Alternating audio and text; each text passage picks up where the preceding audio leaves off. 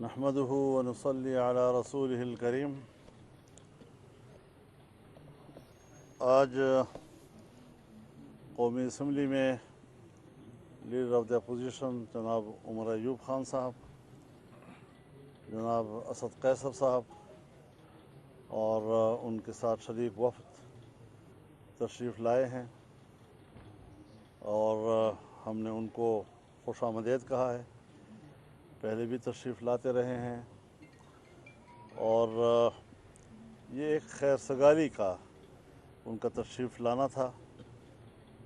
ان کا جو سوچ ہے کہ اپوزیشن جماعتوں کے درمیان رابطے رہیں اور ملکی مسائل پر ہم مشترک موقف لیتے رہیں اور ایک مشترک موقف لینے کے لیے ایک سیاسی ماحول بھی موجود رہے، تو اس تصور سے ہمارا کوئی اختلاف نہیں ہے. ہم چاہتے ہیں کہ سیاسی ماحول میں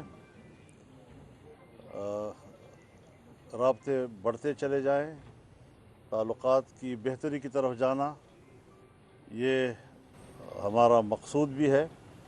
تلخیوں کو دور کرنا، اس کی بھی آج کے اس ماحول میں ضرورت ہے اور ہم اس جذبے کو خوراکی ملک کے معاملات ہیں.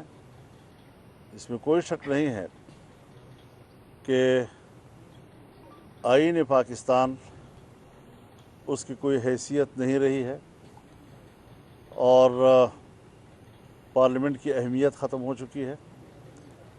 جمہوریت اپنا مقدمہ ہار رہا ہے اور دہشت گردی کے خلاف آپریشن گزشتہ 10-15 سالوں سے چل رہا ہے، لیکن مرض بڑھتا گیا جوں دوا کا. اس میں دگنا اضافہ نہیں بلکہ 10 گنا اضافہ ہوا ہے. اب یہ کیا حکمت عملی ہے کہ بڑے بلند بانگ دعووں کے باوجود وہ عام آدمی کو امن فراہم نہیں کر سکے.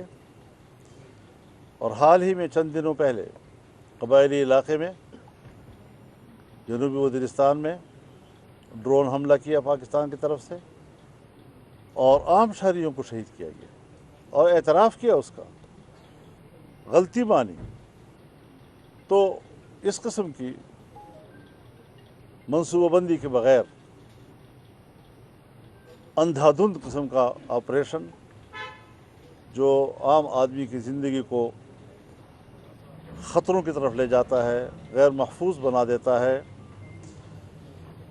ظاہر ہے کہ یہ کبھی بھی ہمارے لیے قابل قبول نہیں ہو سکتی صورتحال.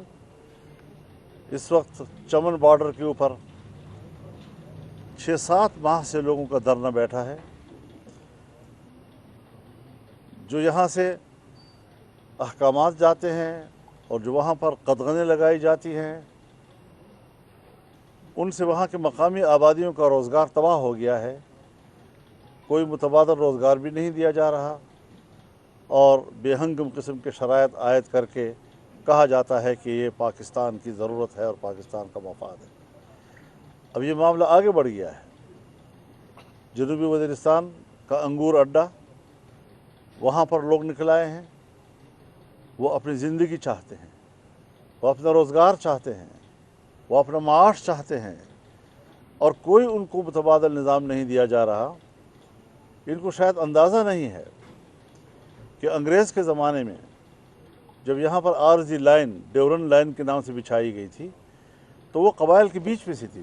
ایک بھائی کا گھر ادھر تھا تو ایک بھائی کا گھر ادھر تھا. اب اس قسم کی آبادی جہاں ایک بھائی ادھر ہے اور ایک بھائی ادھر ہے، ایک دوسرے کے آواز پہچانتے ہیں، گھروں سے ایک دوسرے کو دیکھتے ہیں، اور یہاں سے ایسی قسم کی پابندیاں ان پر عائد کرنے کی باتیں کی جا رہی ہیں کہ جو صدیوں سے وہاں پر موجود روایات کا خاتمہ کیسے ممکن ہوگا. بہت سے زمانوں میں اس قسم کی کوششیں کی گئی لیکن وہ کوششیں نہیں کامیاب ہو رہی ہیں. غلام خان کے اوپر لوگ نکل آئے ہیں اور وہاں پر اضطراب ہے.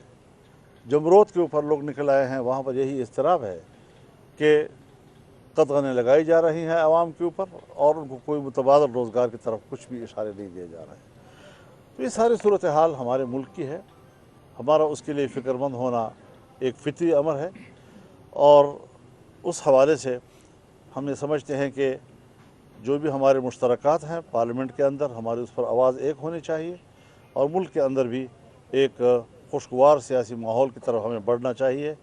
ظاہر ہے ہم اگر اختلاف نہیں ختم کر سکتے تو اختلافات کو نرم کر سکتے ہیں، رویوں کو نرم کر سکتے ہیں۔ کچھ ترجیحات ایسی ہوتی ہیں کہ ان ترجیحات کے لیے کچھ دوسری ترجیحاتوں کو معطل کرنا پڑتا ہے۔